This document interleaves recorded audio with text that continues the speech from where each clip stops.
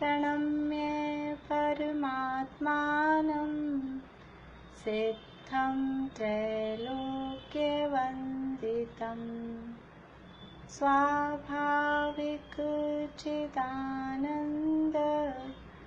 स्वरूपं निर्मलाव्ययम् शुद्धजीवादिद्रव्याणां देशिकं च जिनेश्वरम् द्रव्यसंग्रहसूत्राणां वृत्तिं वक्षे समासतः जीवं दव्यं जिणवरवसहेण जीर्णनेतीर्थं देविन्दविन्दवन्दं वन्दे तं सर्वदा शिरसा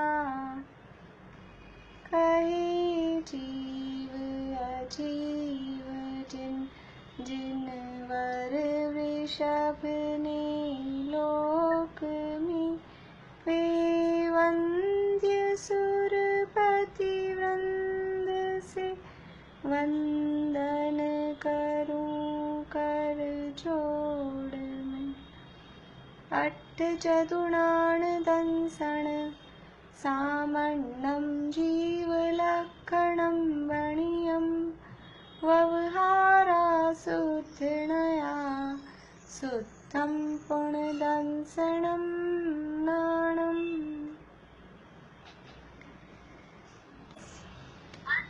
बस लास्ट वाली बोलो। मक्कन गुण ठाणे चौदस इच्छवंतित शुद्ध नया विन्या संसारी सव्वे शुद्धा शुद्ध नया गई इंद्रिय सुखाए जोगे वेदे कषाय नाणे संजम दर्शन लेशा भव्या सम्यक सन्निहारे। बढ़िया। देखिए, हमने रिवीजन किया था पहली गाथा से लेके और 10वीं गाथा तक का किया था। 11वीं 12वीं का भी हमने पिछली क्लास में देखा था, वो रिकॉर्डिंग नहीं हो पाई थी, तो एक बार वापस से सामान्य अर्थ हम 11वीं 12वीं का देख के और जो हमने 14वीं गाथा शुरू की थी फिर उसकी बात आगे करेंगे। आज रिकॉर्डिंग शुरू कर दी? हाँ, कर दी। 11 नंबर की गाथा है। पुड़वी जलते यवाऊ वणफली विविह थावरे इंदी बिगतिग चदु पंचखा तस जीवा होंती संखादी। प्रकरण क्या है? यहाँ पर जीव का अधिकार बता रहे हैं। 9 अधिकार जीव के दूसरी गाथा में कहे थे। अब यहाँ 11वीं गाथा से संसार में स्थित है, इस विशेषण की चर्चा 11वीं गाथा से शुरू कर रहे हैं। तो संसार में जो जीव हैं वो किस प्रकार के हैं, या जीव संसार में है, ये बात कैसे सिद्ध होती है, वो यहाँ बता रहे हैं। पुड़वी यानी पृथ्वी, जल यानी जल, ते यानी अग्नि, वायु यानी वायु और वनस्पति यानी वनस्पति। ये ऐसे 5 प्रकार के विविध प्रकार के थावर स्थावर हैं और वो सब क्या हैं? एक इंद्रिय हैं। वनस्पति वनस्पति, विविध यानी विविध, थावर यानी स्थावर और ए इंद्री यानी एक इंद्रिय हैं। ये जो विविध प्रकार के स्थावर दिखाई देते हैं ये सब एक इंद्रिय जीव हैं। और ये जो भी जीव हैं ये सब संसार में स्थित हैं, ये संसार में दिखाई दे रहे हैं। पृथ्वी, जल, अग्नि, वायु, वनस्पति, ये संसार में दिखाई दे रहे हैं। और क्या क्या है संसार में? बिग, तिग, चदु, पंचखा। बिग यानी 2 इंद्रिय, तिग यानी 3 इंद्रिय, चदु यानी 4 इंद्रिय और पंच यानी 5 इंद्रिय। शब्द बताने वाला शब्द कौन सा है इसमें? इंद्रिय शब्द अर्थ कैसे निकला? अक्खा। पंचक्खा लिखा है ना, पंच के बाद अक्खा, आधा क और खा दिख रहा है लेकिन उसमें से अ प में च में ही मिला हुआ है। पंचक्खा। अक्ष यानी अक्ष, अक्ष कहते हैं इंद्रियों को। तो ये अक्खा शब्द सबके साथ लगाना है।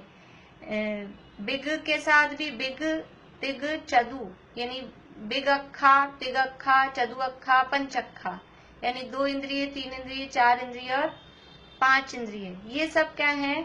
तस जीवा, ये सब त्रस जीव हैं जो विविध प्रकार के स्थावर दिखाई देते हैं। पृथ्वी, जल, अग्नि, वायु, वनस्पति, वो सब एक इंद्रिय हैं, स्थावर हैं।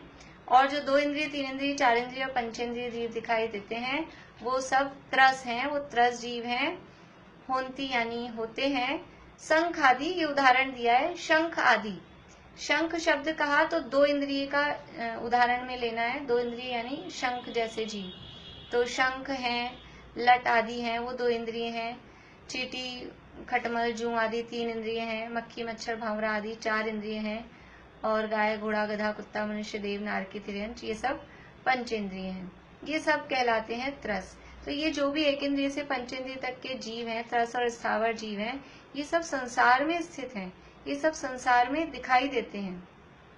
और कौन से प्रकार के जीव हैं जो संसार में होते हैं? तो वो कह रहे हैं आगे 12वीं गाथा में, समणामणाणेया पंचेन्द्रिय निम्मणा परे सव्वे बादर सुमेन्दी सव्वे पज्जत इदराय। ये सारे जो जीव बता रहे हैं, अब इन जीवों में और विशेष बात बता रहे हैं। इनके 14 प्रकार के जीव समास, जीवों के समास कहते हैं संक्षेप करने को।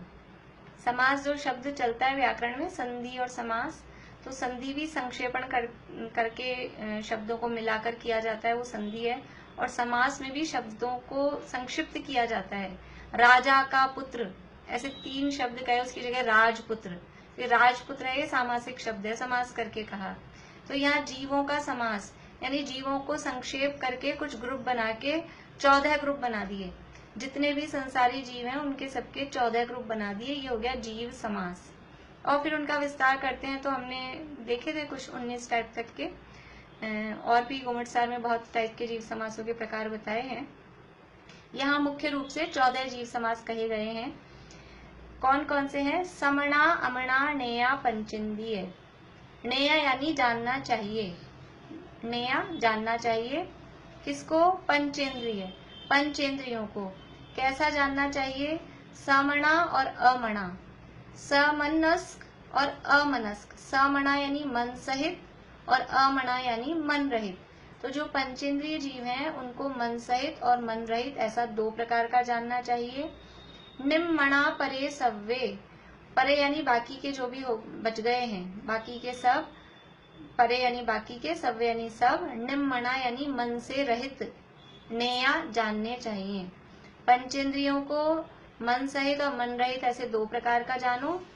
और उसके अलावा जो कुछ भी है, पंचेंद्रियों के अलावा कौन है कि 1 इंद्रिय से लेके 4 इंद्रिय तक के, वो सभी जीव निम्मणा यानी मन से रहित जानना चाहिए।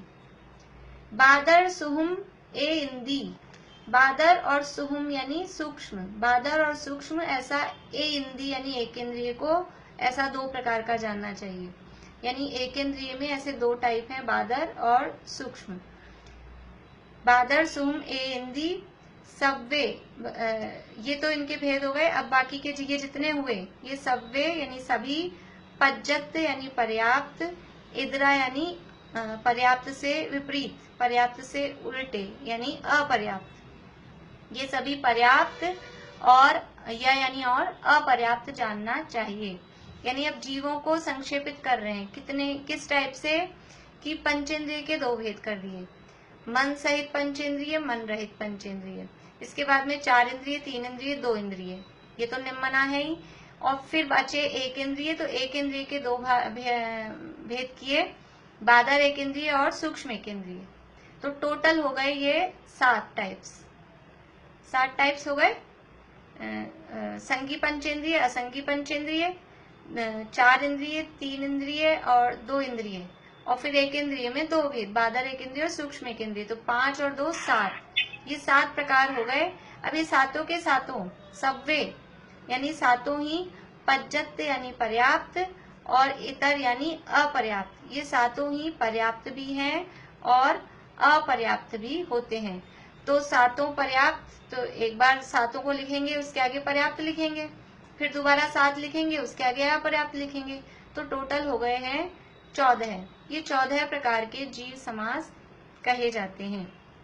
कोई मुझे सुना सकते हैं 14 जीव समासों के नाम, पूरे 14? हाँ, अर्पणा जी बोलिए। मैम 14 जीव समास है। सूक्ष्म पर्याप्त, सूक्ष्म अपर्याप्त, सूक्ष्म एक इंद्रिय, पर्याप्त, एक इंद्रिय साथ में। हाँ सॉरी, सूक्ष्म एक इंद्रिय पर्याप्त, सूक्ष्म एक इंद्रिय अपर्याप्त, पादर एक इंद्रिय पर्याप्त, पादर एक इंद्रिय अपर्याप्त,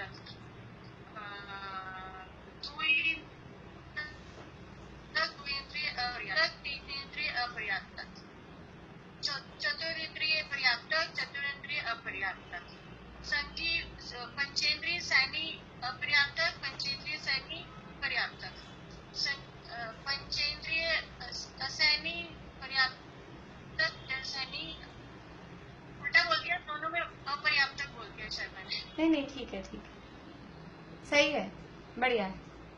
एक रह गया, संगी पंचेंद्रिय पर्याप्त, असंगी पंचेंद्रिय पर्याप्त और असंगी पंचेंद्रिय अपर्याप्त। बढ़िया, मतलब 7, ये 7 नाम याद हो गए और सातों ही पर्याप्त भी हैं और सातों ही अपर्याप्त भी हैं। इस तरह से 14 जीव समास होते हैं। इसके बाद में 13वीं गाथा जो अपनी थी वो गुणस्थान और मागना स्थान वाली, कि जो भी जीव मग्गण गुण ठाणे ही है, कि जो मागना स्थान और गुणस्थान जो है 14 है, दोनों ही 14 प्रकार के होते हैं। मागना स्थान भी 14 हैं और गुणस्थान भी 14 हैं। वो सब अशुद्ध नय की अपेक्षा से कहे गए हैं। अशुद्ध नय का मतलब है व्यवहार नय की अपेक्षा से कहे गए हैं। और जो भी जीव इन 14 गुणस्थान और 14 मागना स्थानों में हैं, उनको विण्य या संसारी यानी संसारी जानना चाहिए। सभी जीव अशुद्ध नय से गुणस्थान वाले, 14 गुणस्थान वाले और 14 मागना स्थान वाले, ऐसे 14 प्रकार के कहे गए हैं। वो सभी जीव संसारी हैं और सव्वे शुद्धाहु शुद्ध नया। लेकिन शुद्ध नय की तरफ से देखा जाए, निश्चय नय से देखा जाए, तो कोई भी जीव ना गुणस्थान वाला है ना मागना स्थान वाला है। ये गुणस्थान वाला जीव को कहना और मागना स्थान वाला जीव को कहना, ये अशुद्धता है। गुणस्थानों से जीव का कथन करना, मागना स्थानों से जीव का कथन करना, ये जीव के लिए अशुद्धता है। जीव वास्तव में न गुणस्थान वाला है न मागना स्थान वाला है। जीव गुणस्थान और मागना स्थान से रहित, वो शुद्ध, जो शुद्ध जीव है। समय सार में इस तरह की गाथाएं हैं, 50 से लेके 55 तक की गाथाएं हैं। उन गाथाओं में इस तरह से जीव के गुणस्थान नहीं और मागना स्थान नहीं और जीव समास नहीं, इस तरह की वो गाथाएं हैं। स्थिति बंध के स्थान नहीं, जो अपन ने उसमें पढ़े थे ना, भाव परावर्तन में, अनुभाग बंध अध्यवसाय स्थान, स्थिति बंध अध्यवसाय स्थान, तो वो 50 से 55 तक की जो गाथाएं हैं समय सार की, उनमें ऐसे शब्द हैं कि स्थिति बंध के स्थान नहीं है, अनुभाग बंध के स्थान नहीं, अध्यवसाय स्थान नहीं है, गुणस्थान नहीं है, मागना स्थान नहीं है। ये जीव में नहीं, शुद्ध जीव में नहीं है। तो अब ये क्या चीज होती है और क्या नहीं है, तो इसलिए उनका स्वरूप, अब इनका स्वरूप समझ में आया तो इससे जीव की भिन्नता ख्याल में आती है कि ये जो गुणस्थान कहे हैं और ये मागना स्थान कहे हैं, ये सब संसारी जीवों के हैं। शुद्ध जीव कैसा है, मेरा स्वरूप कैसा है, कि जैसे सिद्ध भगवान है, सिद्ध भगवान का जैसा स्वरूप है वैसा ही मेरा स्वरूप है। सिद्ध भगवान कौन सी गुणस्थान वाले हैं, कि कोई गुणस्थान वाले नहीं है। सिद्ध भगवान कौन सी मार्गणा में है, कि मार्गणाओं के भेदों में सिद्ध भगवान को शामिल ही नहीं करते। वो हमने अल्प बहुत में उनको लिया है, वो एक अलग बात है, लेकिन मार्गणाओं में सिद्ध भगवान है ही नहीं। तो इसलिए जैसे सिद्ध भगवान गुणस्थानों से रहित, मागना स्थानों से रहित हैं, वैसे ही हम सब भी अभी संसार में स्थित होते हुए भी, अभी इस समय भी द्रव्य दृष्टि से देखें, निश्चय नय से देखें, शुद्ध नय से देखें, तो गुणस्थान और मागना स्थान से रहित हैं। ऐसी बात यहाँ 13वीं गाथा में कही। तो ये जो हम कह रहे हैं कि सिद्ध भगवान के समान हमारा स्वरूप है, तो वो सिद्ध कैसे है, जीव का स्वभाव कैसा है। तो जो दूसरी गाथा हमने देखी थी जहाँ जीव के 9 अधिकार बताए गए थे, उसमें फिर एक अधिकार बताया कि जीव सिद्ध है। सिद्ध है यानी कि क्या, कि सिद्ध है मतलब जीव का स्वभाव, जीव सिद्ध के समान है, जैसे सिद्ध भगवान है वैसा ही जीव है। उसके लिए अब यहाँ गाथा 14 नंबर की हमने शुरू की थी। थोड़ा सा फिर से देख लेते हैं। पेज नंबर 49 है अपने पुस्तकों में, गाथा नंबर 14 है। और इस 14वीं, हाँ जी, क्लास एंड होने के बाद दोबारा शुरू करना है या नहीं? नहीं, दोबारा शुरू नहीं करेंगे अभी, जब तक 10 लेक्शन है 40 मिनट्स की रखेंगे। फिर दोबारा शुरू करने में ज़्यादा टाइम हो जाता है, फिर वो 2:30 बजे से फिर वो चलेगा संजीव जी का। वो सुना होगा आप लोगों ने अभी डेली एक एक अध्याय का सार, और मोक्षम प्रकाशक का भी शाम को सार अच्छा चल रहा है। सभी आप लोग सुनिए उसे। देखिए गाथा 14 है। निकम्माठ गुणा किंचुनाचरम देह दोषिथा लोयगठिदानिच्चा उपादवैः संयुक्ता। नीलम अभी बोल के बताइए।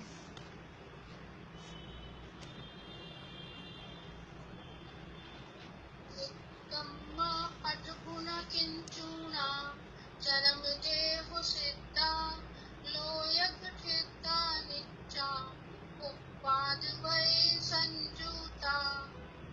नहीं, मतलब थोड़ा वो आपने शब्द भी ज्यादा बोले, कहाँ रुकना है फिर। सुना नहीं था, हाँ, अटेंड नहीं करी थी, थोड़ा सा ही सुना। ठीक है। हाँ हाँ, ज्योति जी बोलिए। जय जी जय जी। निकम्मा अर्थ-गुणा किंचुनाचरम देह दोषिथा लोयगठिदानिच्चा उपादवैः संयुक्ता। हाँ, बढ़िया है। हाँ चलिए, मीना चाची आप और बोलिए।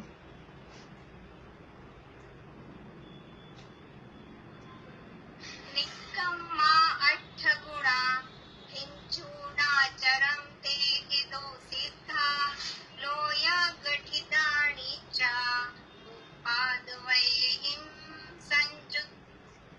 हाँ, हिम पे जोड़ नहीं देना है। उपादवैः संयुक्ता, वो हिम पे जोड़ देंगे ना तो वो मात्रा बढ़ जाएगी। उपादवैः संयुक्ता। उपादवैः संयुक्ता। हाँ ऐसा? हाँ, बस वो हिम पे जोड़ नहीं देना। अलग से बोलते हैं तो हिम निकलता है, अलग से शब्द बोलते हैं तो, पर इकट्ठा बोलेंगे तो हिम, ऐसा अलग से हिम नहीं होगा। लोयगठिदानिच्चा उपादवैः संयुक्ता, एक साथ में ही बोलना है। देखिए शब्दार्थ, निकम्मा, निकम्मा यानी कर्मों से रहित, निकल गए हैं कर्म जिसमें से। नी यानी निकल गए हैं, कम्मा यानी कर्म। कर्म 3 प्रकार के हैं, द्रव्य कर्म, नो कर्म और भाव कर्म। द्रव्य कर्म, भाव कर्म और नो कर्म, ये तीनों प्रकार के कर्म जिनमें से निकल गए हैं, जो इन तीनों प्रकार के कर्मों से रहित हो गए हैं, वो कहलाते हैं निकम्मा। निष्कर्म, कर्मों से रहित हो गए हैं। 8 गुणा और 8 गुण, 8 गुण प्रकट हो गए हैं। गुण तो होते हैं प्रकट, और जो दोष है वो हो जाते हैं उनसे रहित। तो जो कर्म है और 8 द्रव्य कर्म है, वो 8 द्रव्य कर्मों का अभाव हुआ तो क्या हुआ, खाली हो गए? खाली नहीं हुए, 8 गुण उसमें उनमें प्रकट हो गए हैं।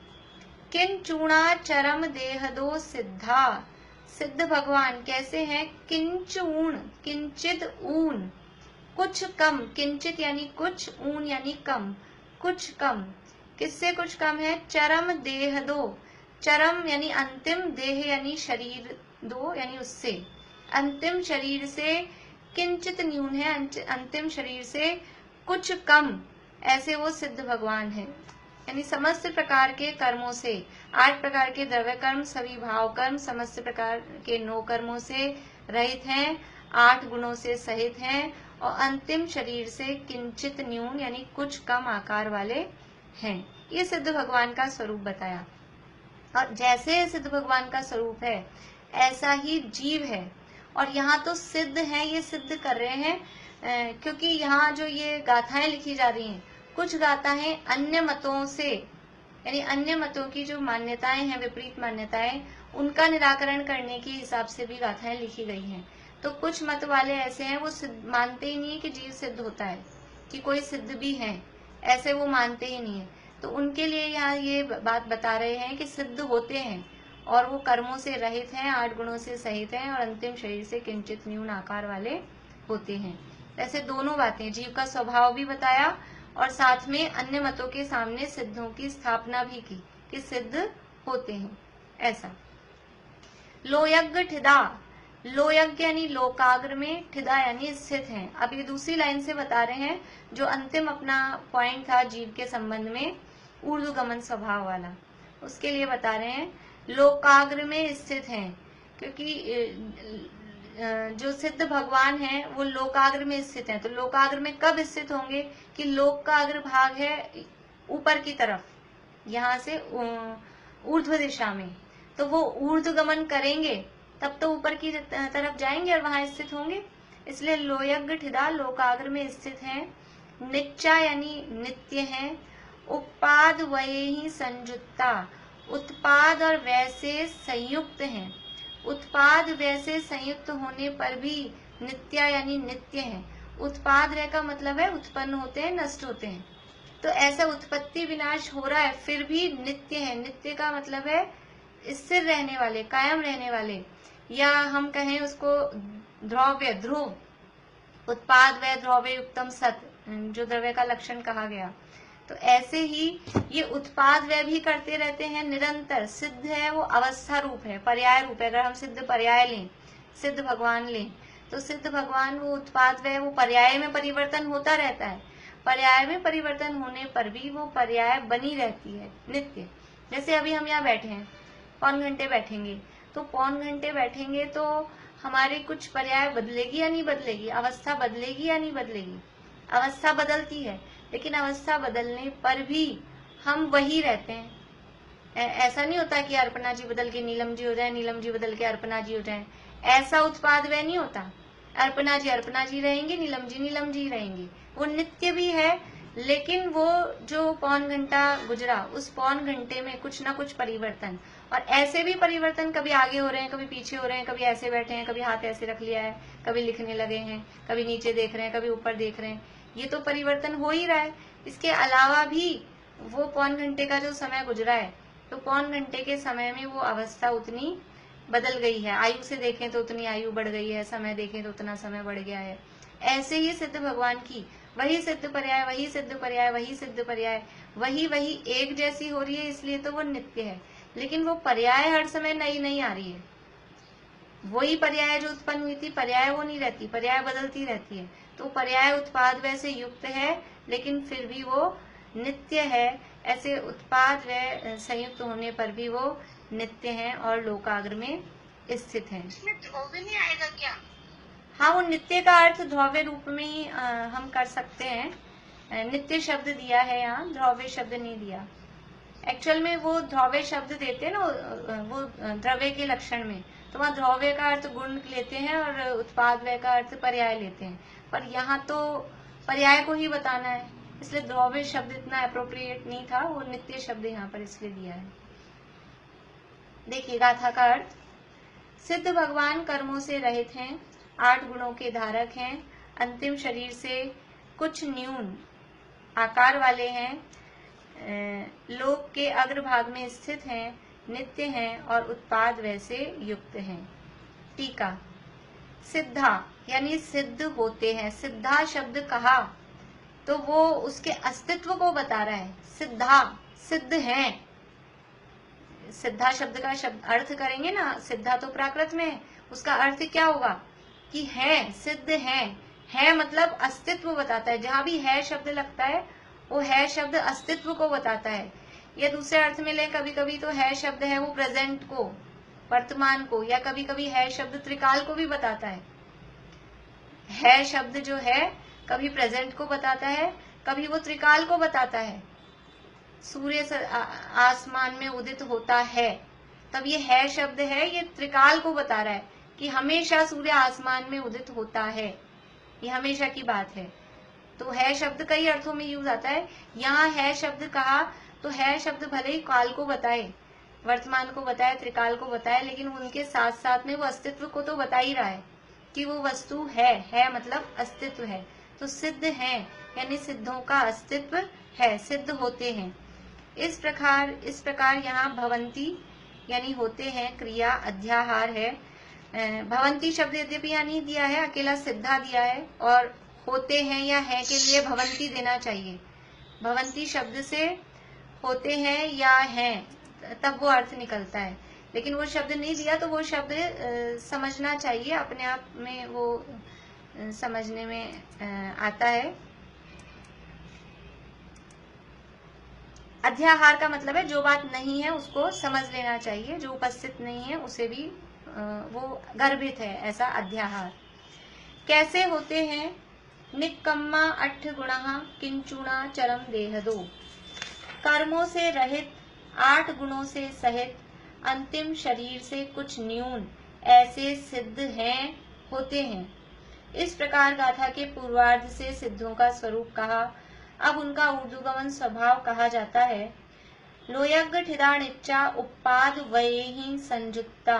वे सिद्ध भगवान लोक के अग्रभाग में स्थित हैं, नित्य हैं और उत्पाद वैसे संयुक्त हैं। ये अपना हो गया था अर्थ और सामान्य अर्थ है गाथा का। अब आगे बढ़ते हैं।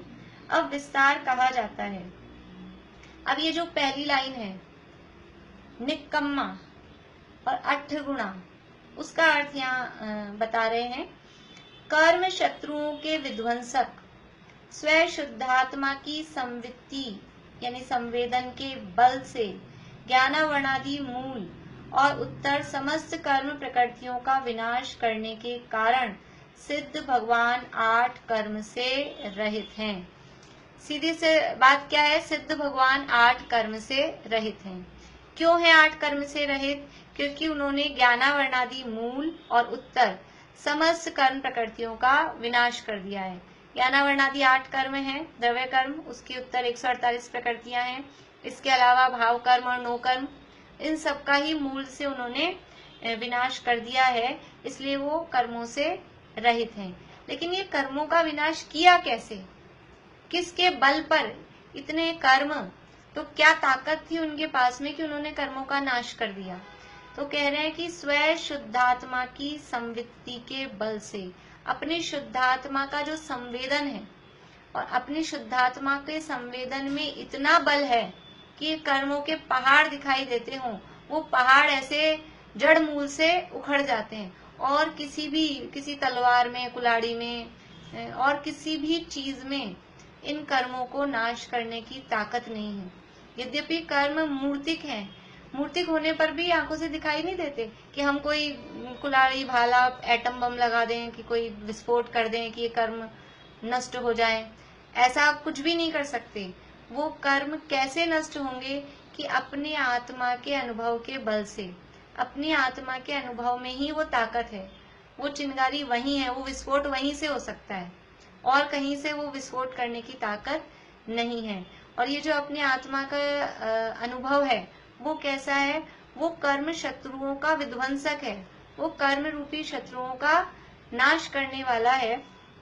ऐसे कर्म शत्रुओं के विध्वंसक स्वयं शुद्धात्मा की संवित्ति यानी संवेदन, संवेदन मतलब अनुभव, फीलिंग, उसके बल से ज्ञानावर्णादि मूल और उत्तर समस्त कर्म प्रकृतियों का विनाश करने के कारण सिद्ध भगवान 8 कर्म से रहित हैं। सम्मत्तनाण दंसन वीर्य सुहुमम तहेव अवगहणम अगुरुलहु अव्वबाहम 8 गुणा होन्ति सिद्धाणम। ये सिद्धों के 8 गुणों की गाथा है और ये वसुनंदी शावकाचार में ये गाथा दी गई है, उसकी गाथा है। हम गाथा की जैसे ही पढ़ते हैं इसको फिर से। सम्मत्तनाण दंसन वीर्य सुहुमम तहेव अवगहणम अगुरुलहु अव्वबाहम 8 गुणा होन्ति सिद्धाणम। सम्मत्त यानी सम्यक्त्व, नाण यानी ज्ञान, दंसनम दंसन, वीर्य यानी वीर्य, सुहुमम यानी सूक्ष्मत्व, तहेव यानी और, अवगहनम अवगाहनत्व, अगुरु लघु यानी अगुरु लघुत्व, अव्यबाहम अव्याबाधत्व, 8 गुणा या 8 गुण, होंती यानी होते हैं, सिद्धाणम यानी सिद्धों के ये 8 गुण होते हैं। मेरे हिसाब से सभी को याद होने चाहिए। सिद्धों के 8 गुण हमने बालबोध में भी पढ़े हैं और अनेक प्रकार से पढ़े हैं। जिनको याद नहीं है उनको करने हैं। इसके पूरा वर्णन आगे आने वाला है टीका में, कैसे वो 8 गुण, उनकी गुणों के नामों की सार्थकता, वो जो नाम उन गुणों के हैं वो क्यों हैं, बहुत अच्छी यहाँ टीका में आने वाला है। तो ये एक बार और पढ़ के बता दीजिए ना ये। हाँ, फिर से पढ़ते हैं। सम्मतनाण दंसण, बोलिए आप लोग।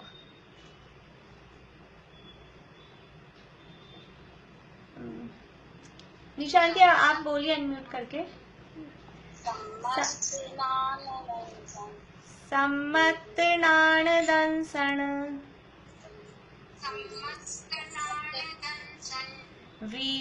वीर्य सुहुमं तहेव अवगहनम्,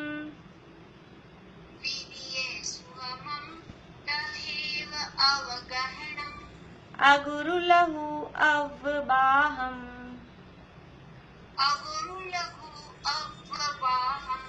8 गुणा होंति सिद्धाणम्,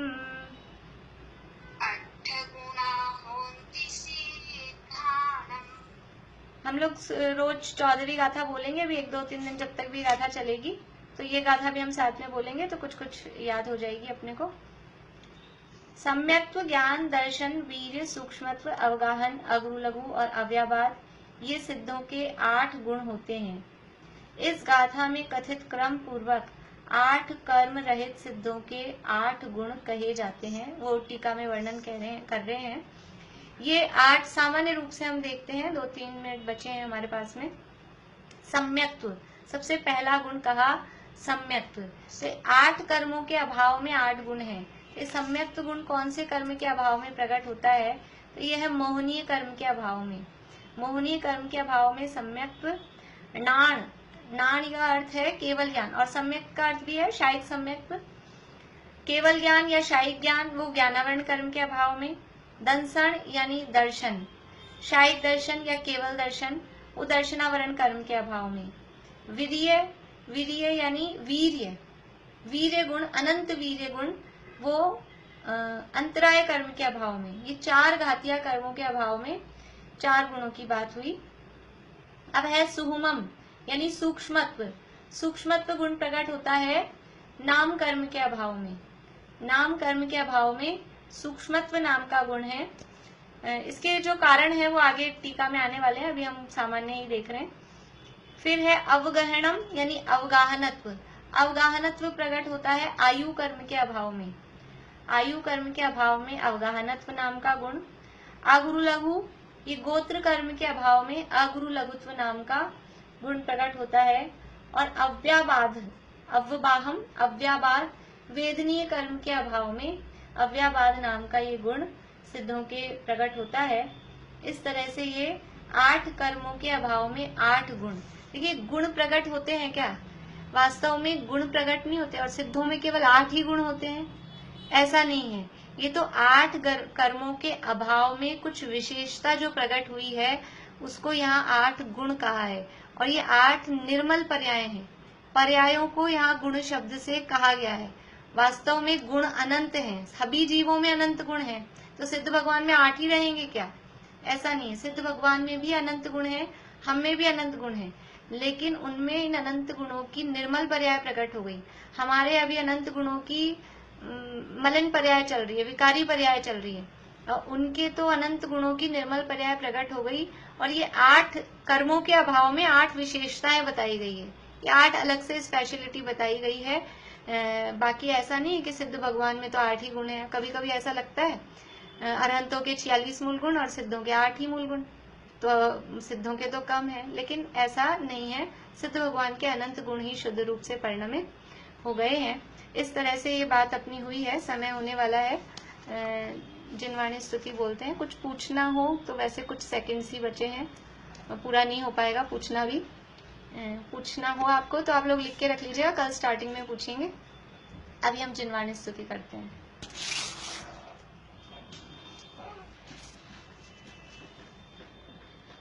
रतिया रतिहर श्री चंद्र जिन तुम ही अपूरब चंद्र हो, निशेष हो निर्दोष हो, निर्विघ्न हो निष्कंप हो, निकलंक हो अकलंक हो, निष्ताप हो निष्पाप हो। यदि है अमावस अज्ञ जन तो